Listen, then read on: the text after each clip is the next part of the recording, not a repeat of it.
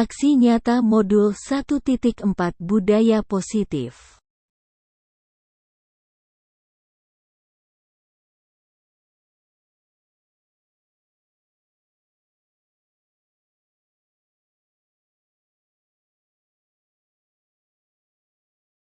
Assalamualaikum warahmatullahi wabarakatuh. Yang terhormat Ibu Kepala SD Negeri Kalipetung, beliau Ibu Sukaryanti SPD. Yang kami hormati Bapak dan Ibu Guru, undangan dari kami dalam acara Diseminasi Budaya Positif CGP Ibu Susi Haryanti. Pertama-tama, marilah kita panjatkan puja dan puji syukur kehadirat Allah Subhanahu wa Ta'ala yang telah melimpahkan kita nikmat sehat dan sempat sehingga pada hari ini Senin 26 Agustus 2024 kita bisa berkumpul. Yang kedua, sholawat dan salam kita junjukkan kepada Nabi Agung Muhammad SAW yang kita nantikan syafaatnya kelak di hari yaumul akhir. Meningkat acara yang pertama, sebelum acara dimulai, kami bacakan susunan acara Diseminasi Budaya Positif. Acara 1. Pembukaan. 2. Menyanyikan lagu Indonesia Raya. 3. Sambutan dari Kepala Sekolah SD Negeri Kalipetung. Yang keempat, sesi tanya jawab. 5. Lain-lain. 6. Penutup. Sebelum acara dimulai, marilah kita buka acara ini dengan lafal basmalah bersama-sama. Yang kedua, menyanyikan lagu Indonesia Raya. Bapak dan Ibu Guru dimohon berdiri.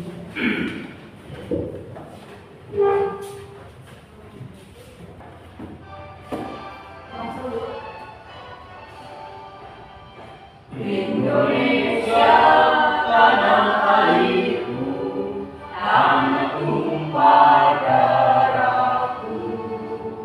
Bisakah aku berdiri jadi pandu hidupku? Indonesia kebangsaanku, bangsa dan tanah airku. Marilah kita bersatu, Indonesia bersatu. Hiduplah tanahku, hiduplah negeriku, bangsaku, rakyatku semuanya.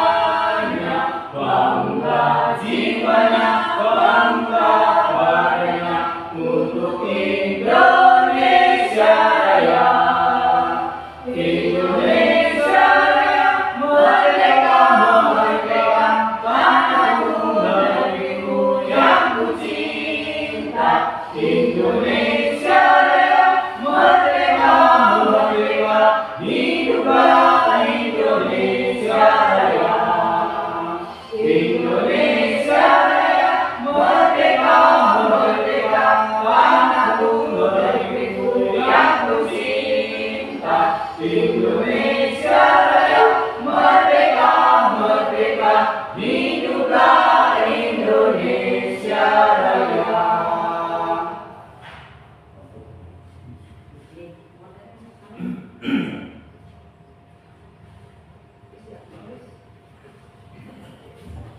Hadirin dipersilakan untuk kembali.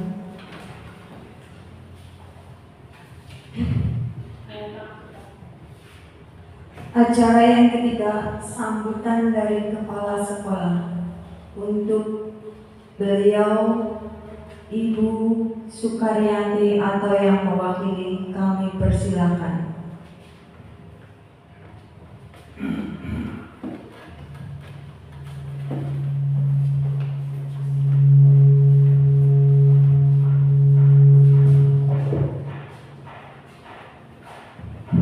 Assalamualaikum warahmatullahi warahmatullahi wabarakatuh. Waalaikumsalam warahmatullahi wabarakatuh. Alhamdulillah wa syukurillah la haula wala quwwata illa billah. Pertama dan paling utama, mari kita panjatkan puji dan syukur kehadirat Allah SWT bahwa pada siang hari ini kita masih diberi sempat sehat nikmat harta sehingga kita masih bisa berkumpul di SD Negeri Kalipetung tercinta ini. Salawat dan salam kita tujukan kepada Nabi Muhammad SAW yang kita nantikan syafaatnya nanti di yaumul qiyamah. Bapak Ibu yang saya hormati, maafkan saya di sini untuk mewakili Ibu Kepala Sekolah karena Ibu Kepala Sekolah ada kepentingan yang harus dilaksanakan dan Ibu Kepala Sekolah mohon maaf tidak bisa untuk menghadiri aksi nyata Ibu Susi Haryanti. Jadi mohon maaf. Jadi di sini saya diberi amanah untuk mewakili. Yang pertama, terima kasih kepada Ibu Susi yang telah mau atau telah rela melaksanakan untuk mengikuti CGP di SD Kalipetung ini. Semoga dalam melaksanakan CGP Ibu Susi ini diberi lancar, sehat, dan barokah. Allahumma amin. Untuk selanjutnya mudah-mudahan dalam CGP nanti setelah selesai Ibu Susi Haryanti bisa menerapkan, bisa memberi contoh untuk teman-teman yang belum melaksanakan CGP dan bisa bermanfaat sekali bagi sekolah SD Negeri Kalipetung ini. Nah, kemudian bagi teman-teman yang belum melaksanakan CGP atau belum mengikuti CGP ini, saya mengharap mudah-mudahan di tahun-tahun berikutnya yang masih ada kesempatan, kami mohon untuk mengikuti CGP sebab saat-saat ini program pemerintah memang seperti itu. Jadi bagi guru-guru yang masih bisa mengikuti atau guru-guru yang muda itu diharapkan untuk mengikuti CGP. Nah, CGP itu memang bermanfaat sekali, yaitu bisa menambah wawasan, bisa menambah iman, bisa menambah pengetahuan dan lain sebagainya. Terutama bermanfaat sekali bagi bapak atau ibu guru yang telah mengikuti CGP itu. Nah, kita sudah tahu bahwa di SD Negeri Kalipetung ini yang mengikuti CGP telah selesai yaitu Bu Nur Hayati, sekarang Bu Susi Haryanti. Mudah-mudahan tahun depan Mbak Rahma atau Bu Rifat bisa mengikuti. Sebab seperti tidak terasa Ibu Susi Haryanti sudah mau selesai. Nih, sudah sampai tengah-tengah atau malah mungkin sudah terakhir malamnya ini. Nah, itu yang saya bisa sampaikan. Bahwa ada kata-kata yang kurang berkenan, saya mohon maaf yang sebesar-besarnya. Sekian, wassalamualaikum warahmatullahi wabarakatuh.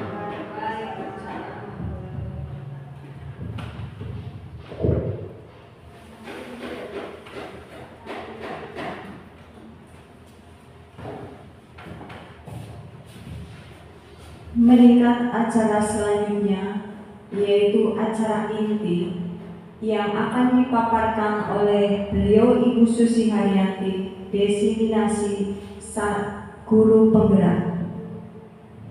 Kami persilahkan.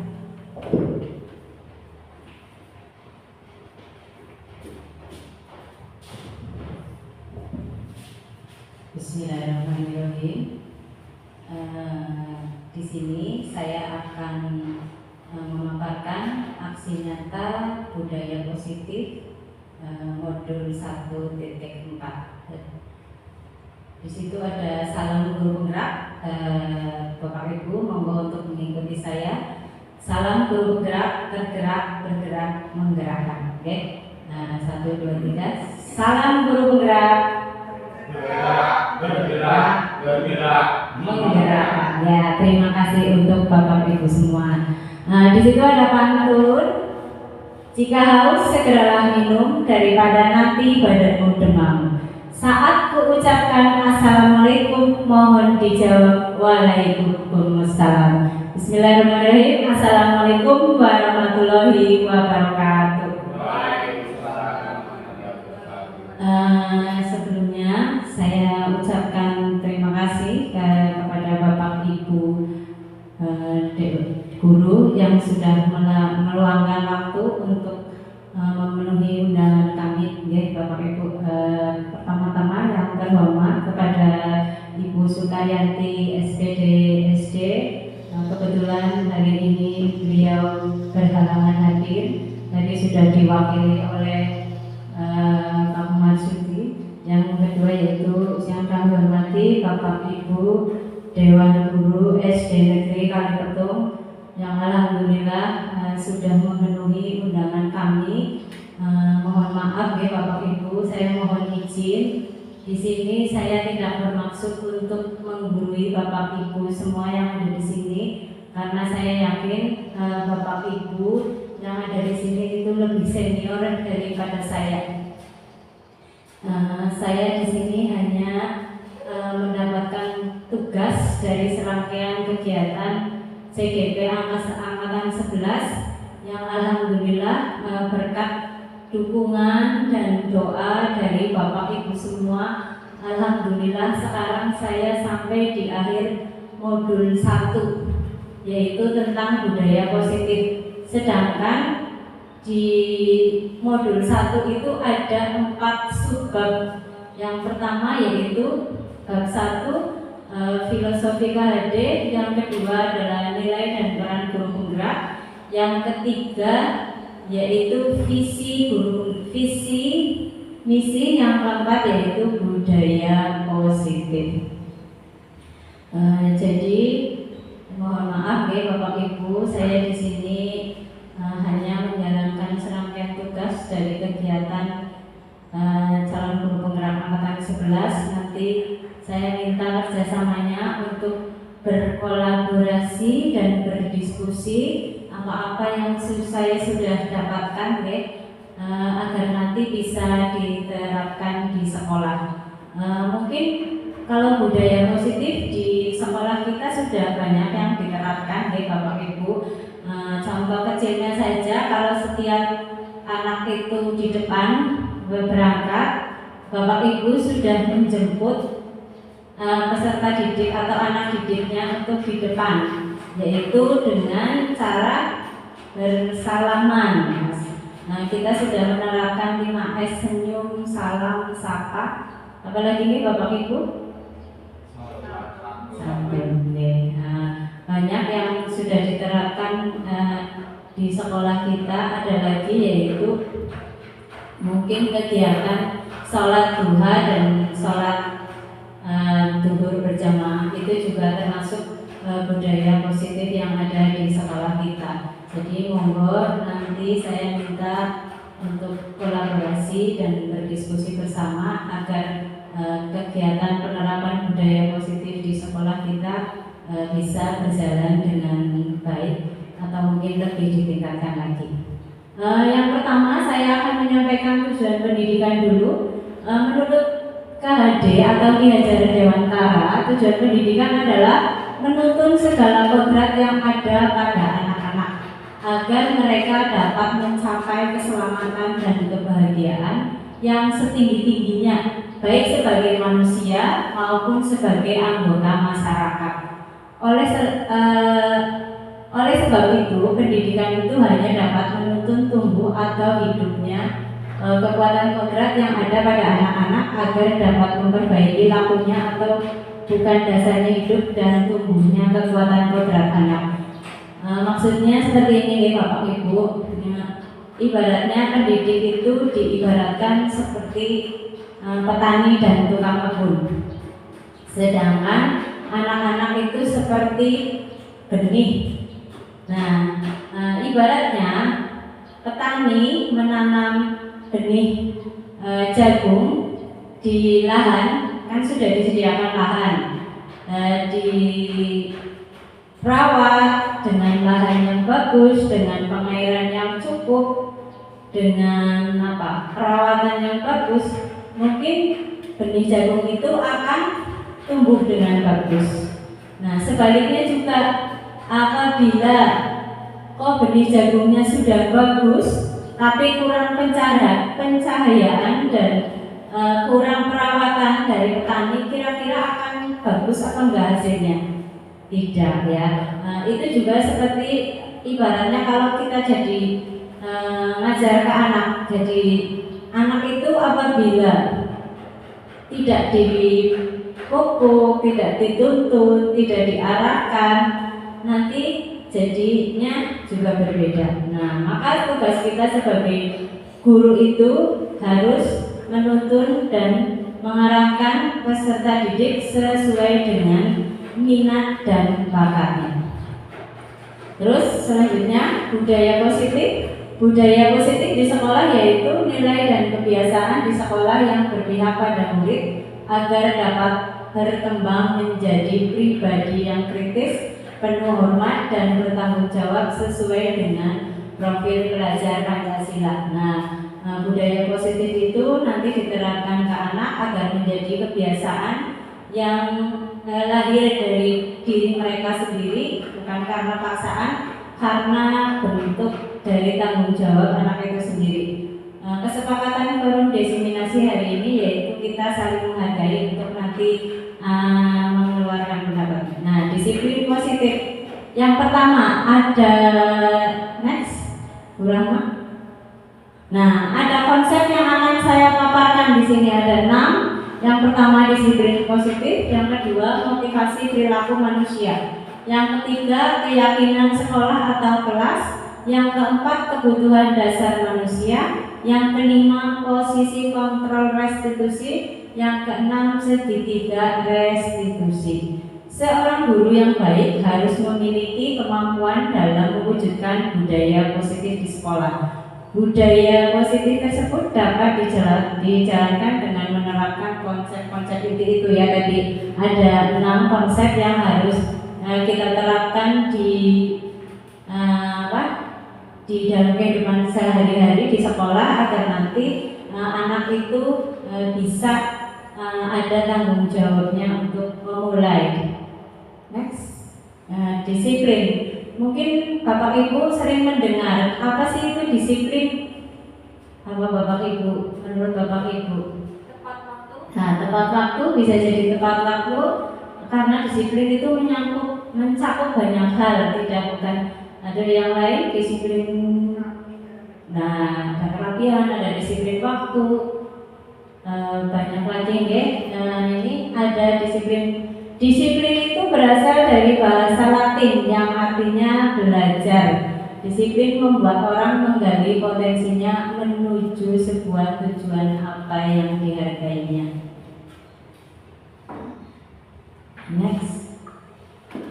Nah, disiplin merupakan suatu cara penerapan disiplin yang mengajarkan anak bertanggung jawab dan menumbuhkan kesadaran diri berdasarkan nilai-nilai kebaikan. Kebajikan berarti kita sebagai guru harus terus selalu dan jangan bosan-bosan nih Bapak Ibu untuk selalu mengingatkan kepada anak-anak tentang arti dan dari disiplin. Karena untuk apa? Nah, untuk kedepannya disiplin itu bisa mempengaruhi banyak hal. Disiplin positif lebih ke arah disiplin diri yang mengontrol diri dalam melakukan segala tindakan.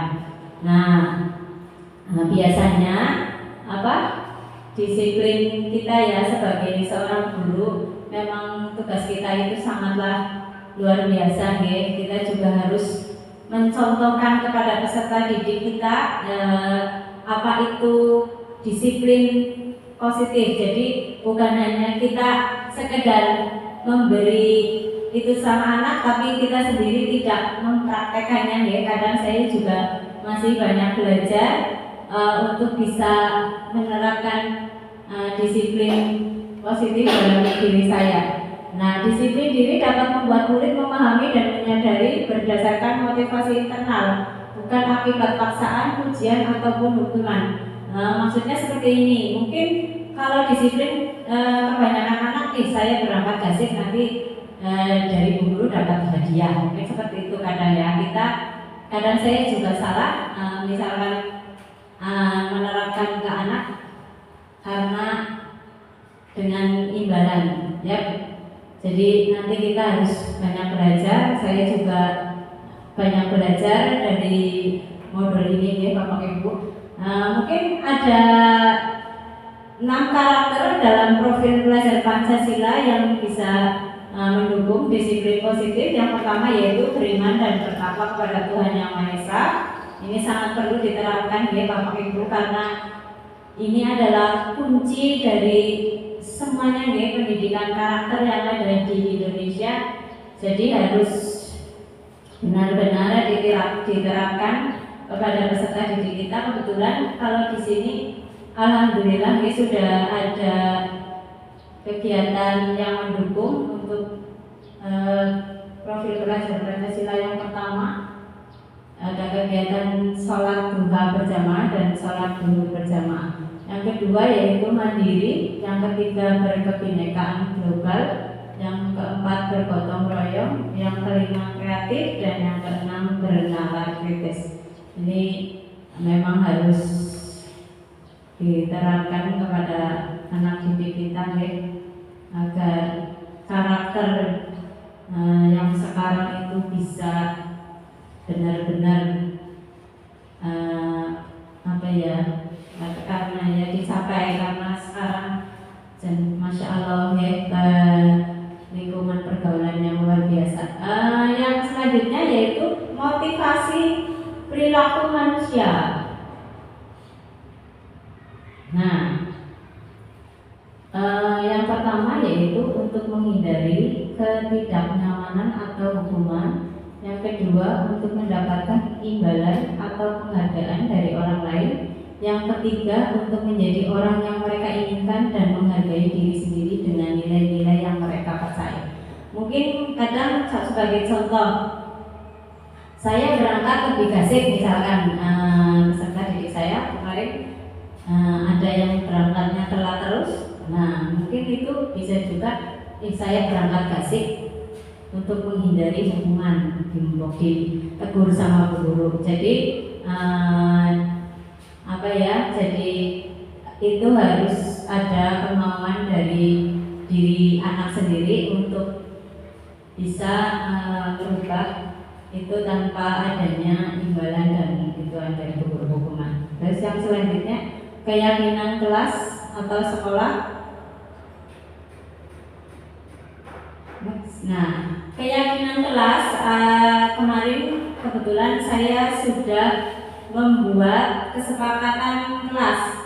Guru berperan dalam mewujudkan terbentuknya keyakinan sekolah atau kelas dengan adanya kesepakatan antara guru dan murid.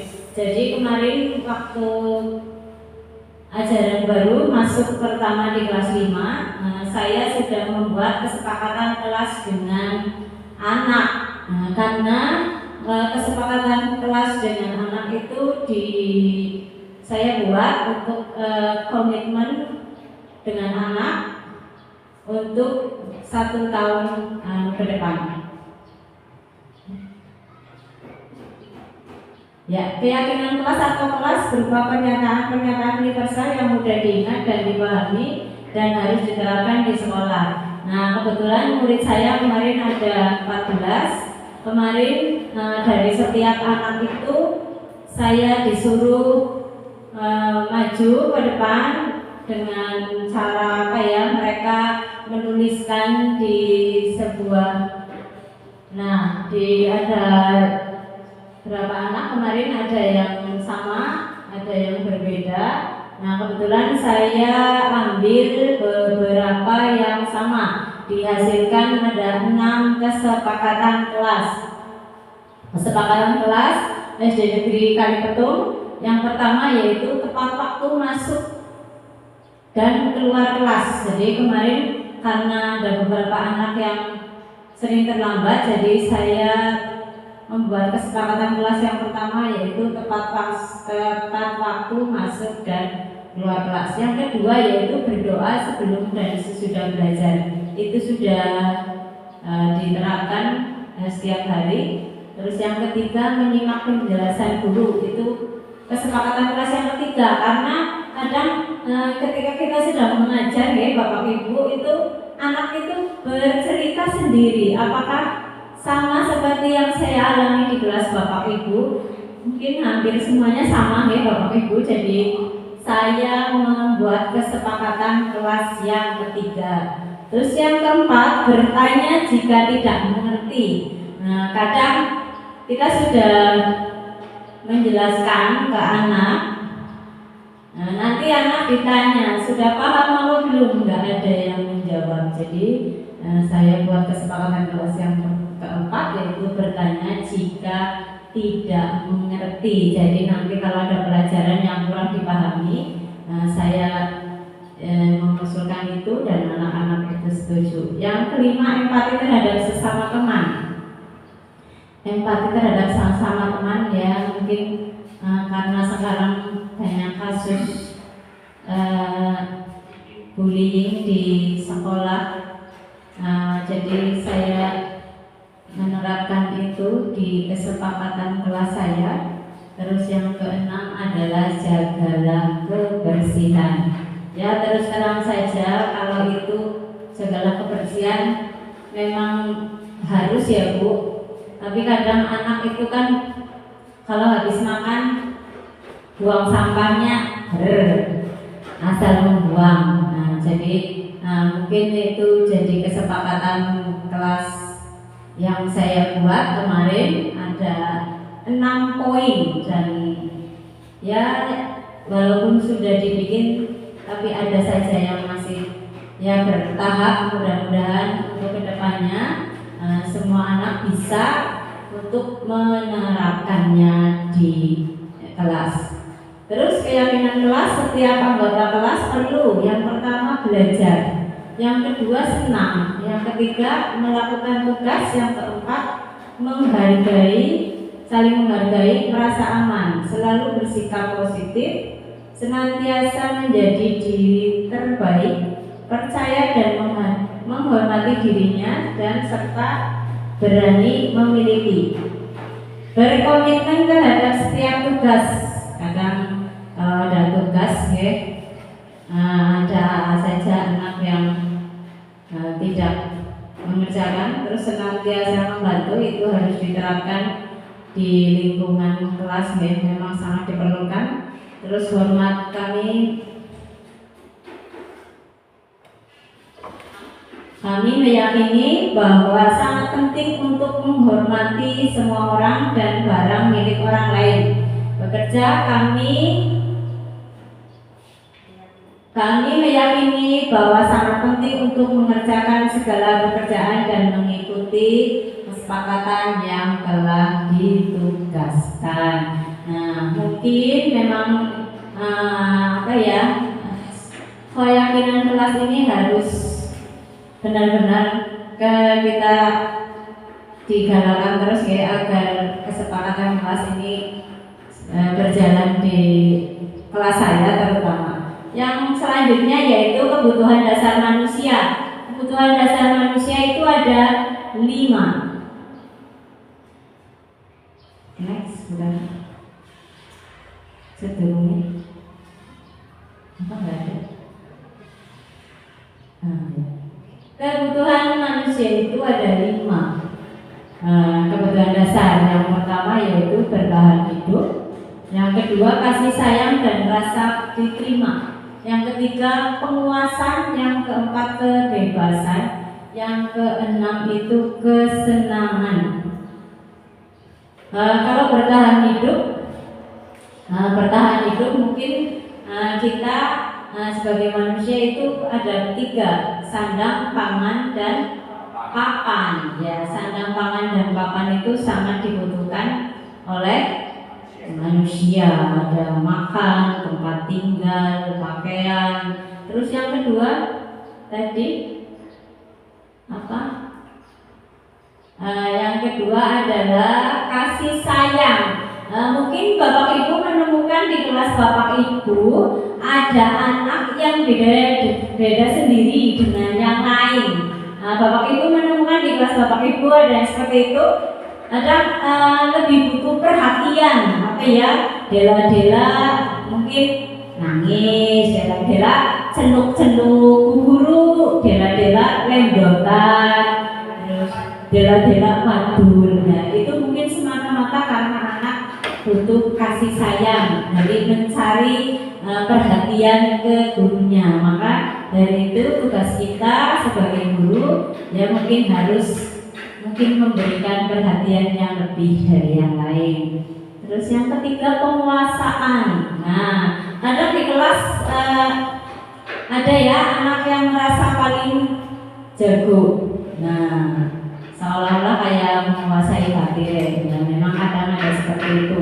Yang keempat yaitu kebebasan untuk ya dalam arti untuk melakukan tindak atau sesuatu tapi masih bisa dikontrol. Terus yang kelima yaitu kesenangan. Next. Nah, ini ada studi kasus. Ibu Ruby, guru wali kelas 4, sedang bingung menghadapi ulah salah satu murid di kelasnya, Joko. Beberapa anak telah mengeluhkan Joko yang seringkali meminta bekal makan siang mereka dengan paksa. Jika Anda menghadapi suatu situasi seperti Ibu Ruby, apa yang akan Anda lakukan? Menurut Anda, kira-kira apa alasan Joko melakukan hal itu? Ada beberapa alasan kenapa mungkin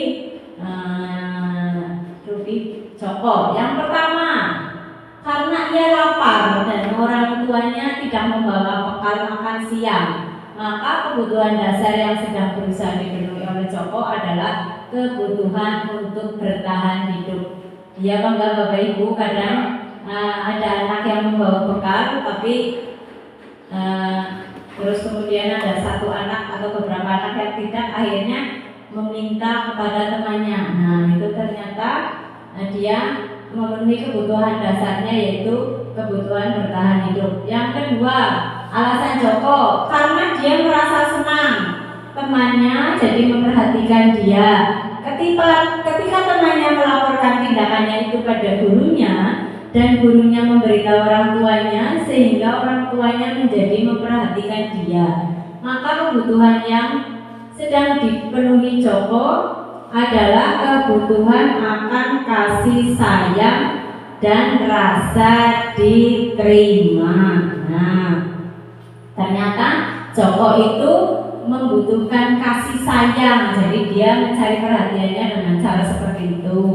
Terus alasan yang ketiga yaitu karena temannya jadi takut dengan dia dan menuruti keinginannya, maka sebetulnya Joko sedang berusaha memenuhi kebutuhan dasarnya akan kekuasaan. Nah, mungkin Joko itu merasa paling berkuasa, jadi temannya pada takut untuk melaporkan ke Bapak Ibu guru. Ada yang keempat yaitu karena dia merasa bosan dengan bekal makanan yang dibawakan ibunya dari rumah, karena ibunya selalu membawakan bekal yang sama. Oleh karena itu dia ingin mencoba makanan teman-temannya yang beraneka ragam, maka Joko sedang berusaha memenuhi kebutuhannya akan kebebasan. Nah, tadi ada beberapa alasan yang mendasari alasan Joko untuk berbuat seperti tadi. Next. Yang kelima, karena ia melakukannya karena iseng saja dan ia menikmati ekspresi wajah teman-temannya yang kesal karena diambil makanannya dan menurut dia ekspresi teman-temannya itu lucu. Maka berarti Tommy sedang berusaha, Joko maksudnya sedang berusaha memenuhi kebutuhannya akan kesenangan. Nah, karena beda-beda ya Bapak Ibu. Setiap anak itu sesuai dengan tadi ada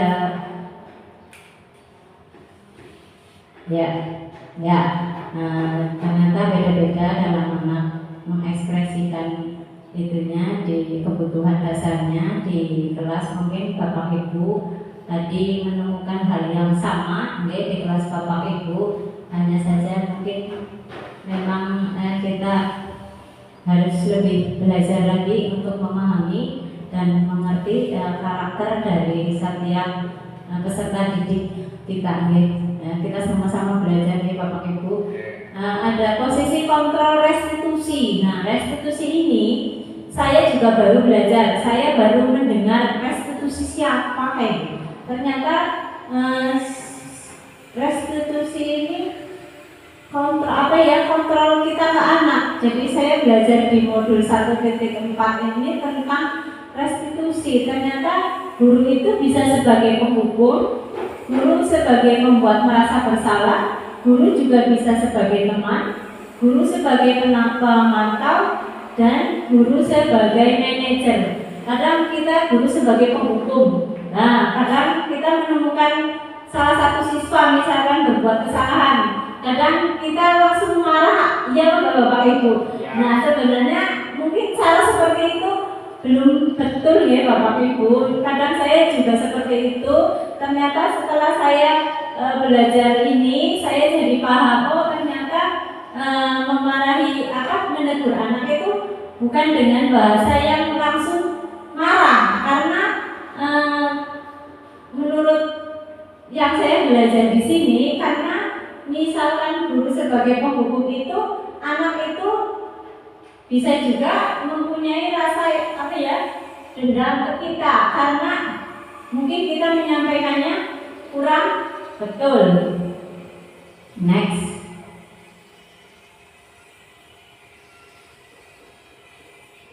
Nah, ada 5 posisi kontrol. Ada identitas gagal, kontrol dari luar.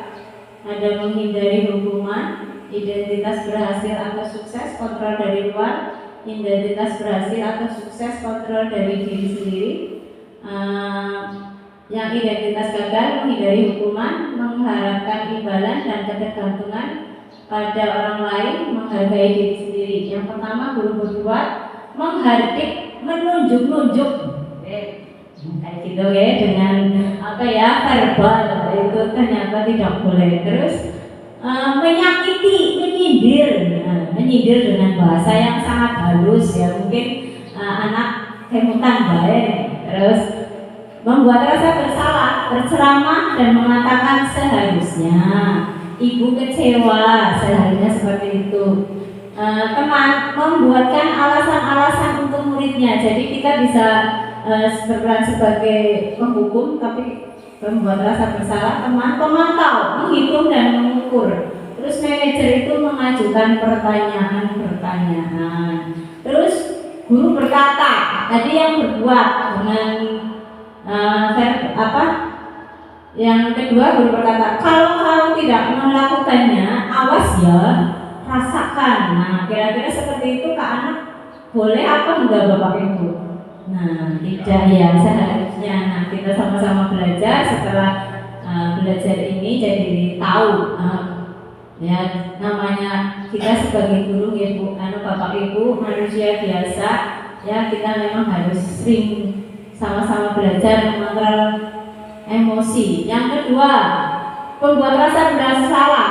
Kamu seharusnya, kamu sudah tahu ibu lelah sekali mengatakannya, ibu stres. Nah, itu pembuat rasa bersalah. Yang ketiga, ayolah bantu demi ibu. Masa kamu tidak mau? Ingat Ingat tidak, ibu pernah bantu. Jadi ada membuat rasa bersalah ke anak.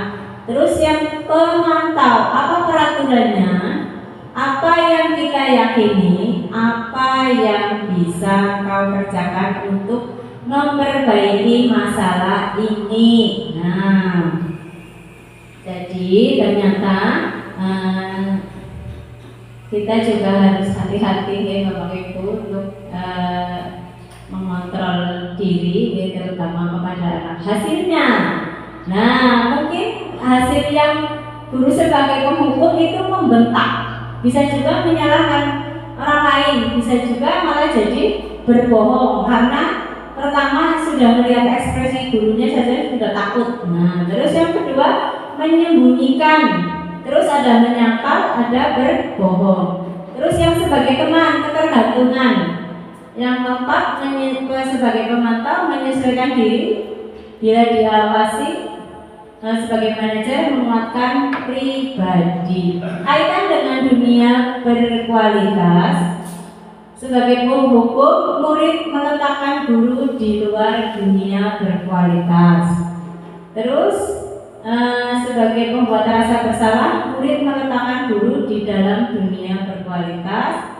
Terus sebagai teman, murid meletakkan guru di setiap orang yang sangat penting di dunia berkualitas. Sebagai pemantau, murid meletakkan guru, peraturan, dan hukum di dunia berkualitas. Sebagai manajer, murid meletakkan dirinya sebagai individu yang positif dalam dunia berkualitas.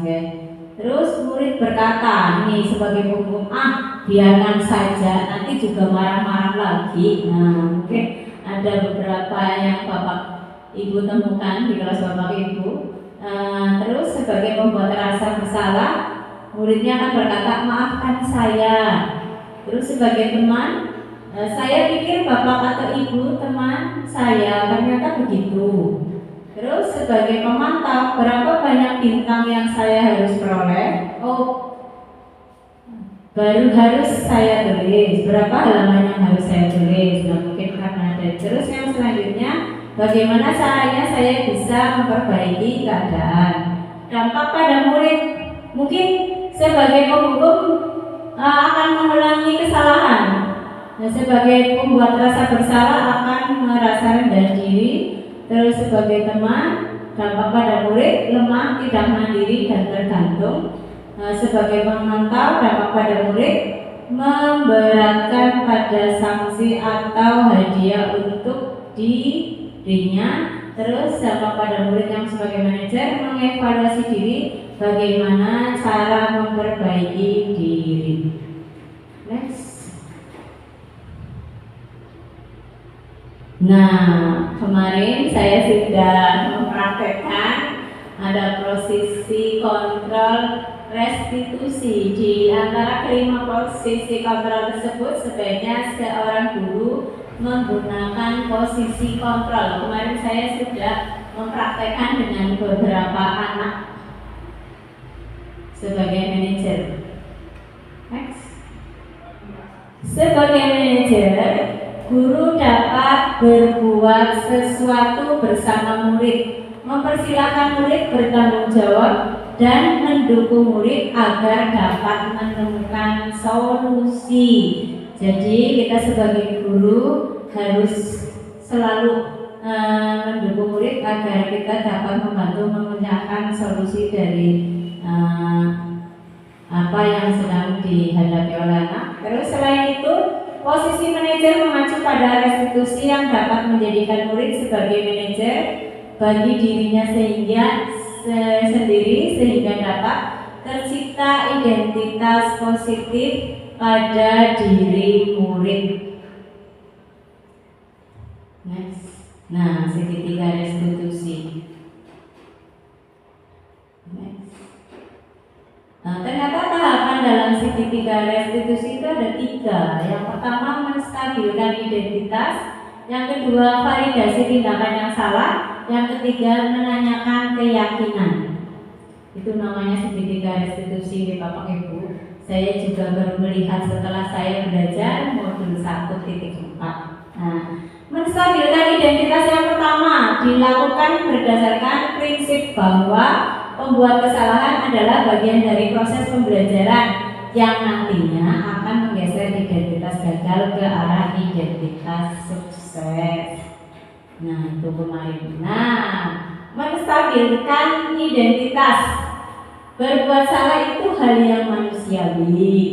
Tidak ada manusia yang sempurna. Jadi ketika anak melakukan kesalahan itu kita menstabilkan anak dulu, ya, menstabilkan identitas dulu. Nanti anak dipanggil, kita dudukkan, kita stabilkan identitas dulu. Kita bertanya dulu, berbuat salah itu hal yang manusiawi. Tidak ada manusia yang sempurna. Kita pasti bisa menyelesaikan permasalahan ini. Jadi distabilkan dulu ke anak. Bapak Ibu tidak tertarik untuk mencari tahu siapa yang benar atau siapa yang salah. Bapak Ibu lebih tertarik untuk menyelesaikan masalah. Kalau kamu menyalahkan dirimu sendiri terus-menerus, apakah kamu bersikap baik pada dirimu sendiri? Nah, kemarin ada beberapa anak yang saya memang panggil untuk berbicara 4 mata, ya. Nah, yang pertama tadi menstabilkan identitas dulu. Yang kedua, validasi tindakan yang salah. Validasi tindakan yang salah dilakukan berdasarkan prinsip bahwa setiap perilaku berupaya memenuhi suatu kebutuhan tertentu, sehingga guru atau orang tua akan bergeser dari pemikiran stimulus respon menjadi proaktif, serta akan lebih mengenali dan mengakui kebutuhan murid atau anak. Next.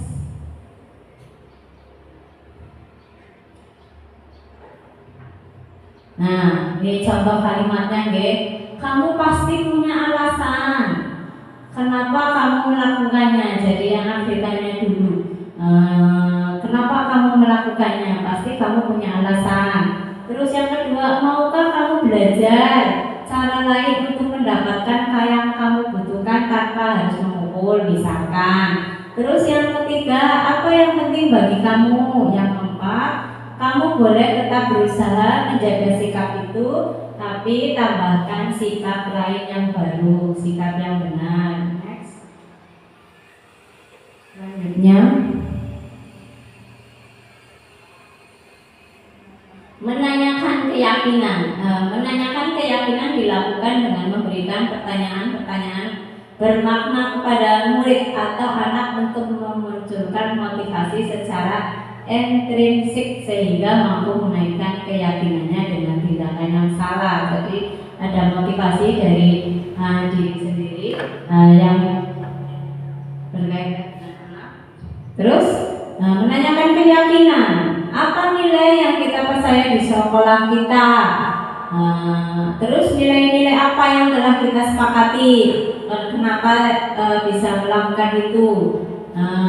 Diberitahu nilai-nilai kesepakatan kemarin yang sudah disepakati di kelas seperti apa. Terus yang ketiga, kelas yang ideal itu seperti apa sih? Yang keempat, kamu ingin jadi seperti anak seperti apa? Apa yang kamu rasakan ketika kamu melakukan itu? Kamu menjadi orang yang seperti apa? Jadi harus diberikan keyakinan atau motivasi diri sehingga anak bisa memperbaiki diri dan agar tidak mengulangi lagi di kemudian hari. Berikut ini adalah contoh penerapan segitiga restitusi yang kemarin saya terapkan kepada anak. Nanti silahkan untuk menyimak videonya.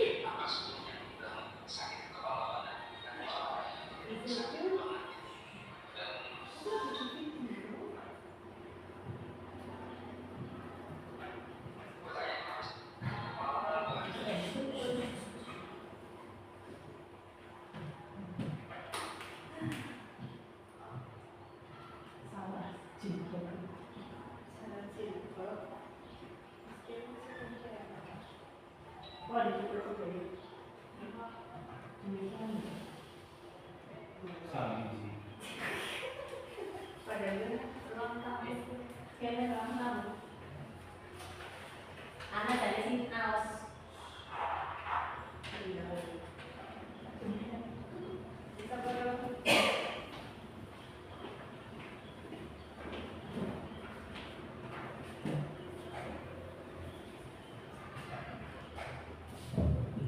Demikian tadi adalah contoh video segitiga restitusi yang saya terapkan kepada anak. Terima kasih. Seorang guru yang baik harus memiliki kemampuan dalam mewujudkan budaya positif di sekolah. Budaya positif tersebut dapat dijalankan dengan menerapkan konsep-konsep ini. Yang pertama yaitu disiplin positif, motivasi, perilaku manusia, keyakinan, ke sekolah, kelas atau kebutuhan. Yang keempat dasar manusia posisi. Yang kelima kontrol restitusi segitiga. Yang keenam restitusi. Yes, ya, alhamdulillah ya Bapak Ibu, pemaparan diseminasi budaya positif modul 1.4 sudah selesai. Monggo ya Bapak Ibu, kita sama-sama belajar dan berkolaborasi agar budaya positif yang ada di sekolah bisa kita tingkatkan dan kita bisa meningkatkannya agar lebih baik lagi ya. Untuk yang acara selanjutnya yaitu sesi tanya jawab. Monggo Bapak Ibu ada yang mau bertanya, saya berikan waktu untuk bertanya. Okay. Saya berikan waktu berapa penanya. Monggo siapa yang mau bertanya? Silakan langsung tangan. Pak Maksudi. Apa tantangan yang mungkin dihadapi dalam menciptakan budaya positif di sekolah? Ya, apa tantangan yang selalu dihadapi dalam menciptakan budaya positif di sekolah? Mungkin menciptakan budaya positif itu tidaklah selalu mudah ya, dan menghadapi berbagai tantangan. Salah satu tantangan adalah perbedaan dan latar belakang dan nilai-nilai dari anggota komunitas yang beragam. Terus selain itu perubahan budaya memerlukan waktu dan komitmen yang konsisten dari seluruh pihak yang bisa jadi sulit di tengah-tengah tekanan akademik dan administratif ya Bapak Ibu. Mungkin itu jawaban dari saya. Pak Marsudi, yang mungkin kurang lebihnya nanti ya ada yang bisa sama-sama belajar ya Pak. Ya. Yang selanjutnya Bu Rahma. Mengapa budaya positif di sekolah itu sangat penting? Ya, pertanyaan dari Bu Rahma, mengapa budaya positif di sekolah itu sangat penting? Budaya positif di sekolah penting karena berkontribusi pada kesejahteraan seluruh komunitas di sekolah. Ketika siswa merasa aman dan diterima, siswa lebih cenderung terlibat dalam proses belajar, menunjukkan prestasi akademik yang lebih tinggi dan memiliki hubungan yang sehat dengan teman sebaya serta guru. Selain itu, guru yang bekerja dalam lingkungan yang mendukung akan lebih termotivasi, produktif, dan mampu memberikan pengajaran yang berkualitas. Secara keseluruhan, budaya positif dapat meningkatkan kepuasan dan keberhasilan di seluruh sekolah. Mungkin seperti itu jawaban dari saya, Bu Rahma. Mungkin selanjutnya dari Bu Setun. Pertanyaan saya, bagaimana cara membangun budaya positif di sekolah? Ya, pertanyaan dari Bu Setun, bagaimana cara membangun budaya positif di sekolah? Mungkin membangun budaya positif di sekolah itu dapat melibatkan berbagai strategi. Yang pertama yaitu untuk menetapkan visi dan misi yang jelas, mengenai nilai-nilai yang ingin dijunjung tinggi. Terus komunikasi yang efektif antara semua anggota komunitas sekolah adalah kunci, termasuk pertemuan rutin dan selalu berkomunikasi terbuka. Yang ketiga, penghargaan dan pengakuan terhadap pencapaian siswa dan guru juga membantu memperkuat perilaku positif.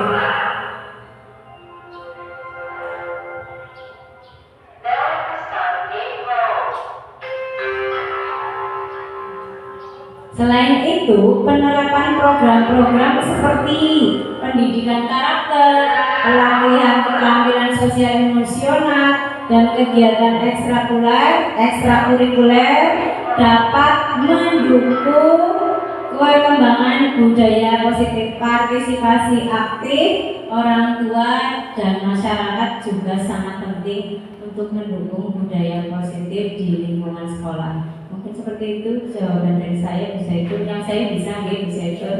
Terima kasih. Sama-sama Bu Setun. Yang terakhir, Bu Iva. Tolong kami saya bareng Ibu, apa yang dimaksud dengan budaya positif di sekolah?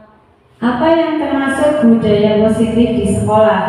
Budaya positif di sekolah yang merujuk pada lingkungan yang sekolah mendukung, inklusif, dan memotivasi semua anggotanya termasuk siswa, guru, dan staf, dan mencakup nilai-nilai seperti saling menghormati, tanggung jawab, kerjasama, dan keterlibatan aktif. Budaya positif di sekolah mampu menciptakan atmosfer di mana setiap individu merasa dihargai, didengar, dan mampu berkembang secara akademis serta sosial emosional. Mungkin seperti itu, Bu Iva. Alhamdulillah. Terima kasih kepada Bapak Ibu semua yang sudah hadir dan mensukseskan diseminasi budaya positif di modul 1.4. Mudah-mudahan bermanfaat. Nanti kita saling belajar, kita berdiskusi dan berkolaborasi untuk mewujudkan budaya positif di lingkungan sekolah. Biru laut seperti kolam, ikan paus pandai menyelam. Dari lubuk hati yang paling dalam, saya tutup presentasi dengan salam. Terima kasih. Bila taufiq wal hidayah. Wassalamualaikum warahmatullahi wabarakatuh. Rangkaian acara demi acara telah kita lewati bersama di Bapak Ibu guru semuanya. Dari diseminasi yang ditampilkan oleh Ibu Susi Haryanti, kita belajar banyak tentang 5 posisi kontrol restitusi dan 3 segitiga restitusi. ini kalau kita nggak dipaparkan oleh Ibu Susi Haryanti, mungkin kita baru dengar nih Bapak Ibu. Mungkin ini ilmu baru. Marilah kita berkolaborasi dengan CGP, calon guru penggerak angkatan 11 dari SD Kalipetung, yang akan membawa perubahan baik dan positif tentunya bagi kemajuan SD Negeri Kalipetung. Atas perhatian Bapak Ibu, mohon maaf bila mana saya pembawa acara banyak kekurangannya, kami mohon maaf yang sebesar-besarnya. Marilah acara diseminasi budaya positif Ibu Susi Haryanti SD Negeri Kalipetung kita tutup dengan lafal hamdalah bersama-sama. Alhamdulillahirabbil alamin. Wabillahi taufik wal hidayah. Wassalamualaikum warahmatullahi wabarakatuh.